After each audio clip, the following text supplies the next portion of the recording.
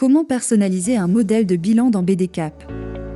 Nous savons que chaque kinésithérapeute est unique.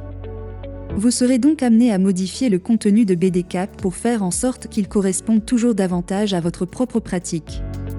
Pour faire cela, vous trouverez une icône d'édition en haut à droite dans la plupart des écrans. Elle permet d'accéder aux personnalisations contextuelles.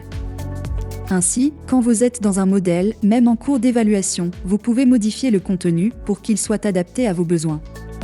En appuyant sur le bouton d'édition, vous arriverez dans ce que nous appelons le constructeur. Ici, vous avez les pleins pouvoirs.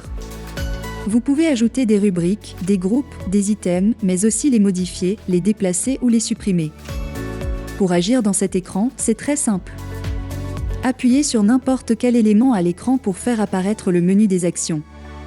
En fonction de la nature de l'élément cliqué et de sa position, vous pourrez faire des actions différentes.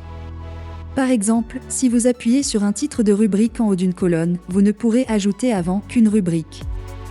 Mais l'option « Ajouter après » vous permet d'insérer tous les types d'éléments. Ajoutons une rubrique « Avant fonctionnel » dans la troisième colonne.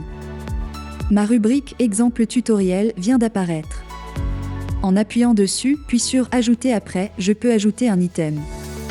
Vous aurez alors la possibilité d'ajouter 10 types d'items différents.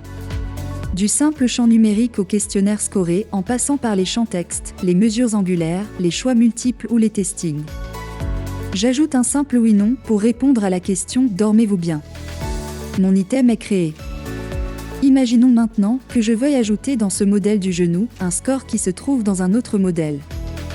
Le test moteur minimum du modèle gériatrie, par exemple. Dans ce cas, c'est encore plus rapide. Faites comme si vous vouliez ajouter un item. Mais ici, choisissez l'onglet « Depuis un modèle existant ». Indiquez le modèle dans le champ de saisie. Et sélectionnez l'item avant de valider pour l'ajouter au modèle en cours. Attention! Vous pouvez faire ceci pour une rubrique complète, un groupe complet ou plusieurs items en même temps. Par exemple, on peut ajouter toute la rubrique neuropsycho d'un coup. Et vous pouvez ensuite supprimer ou déplacer librement n'importe lequel des éléments ajoutés, comme je le fais ici.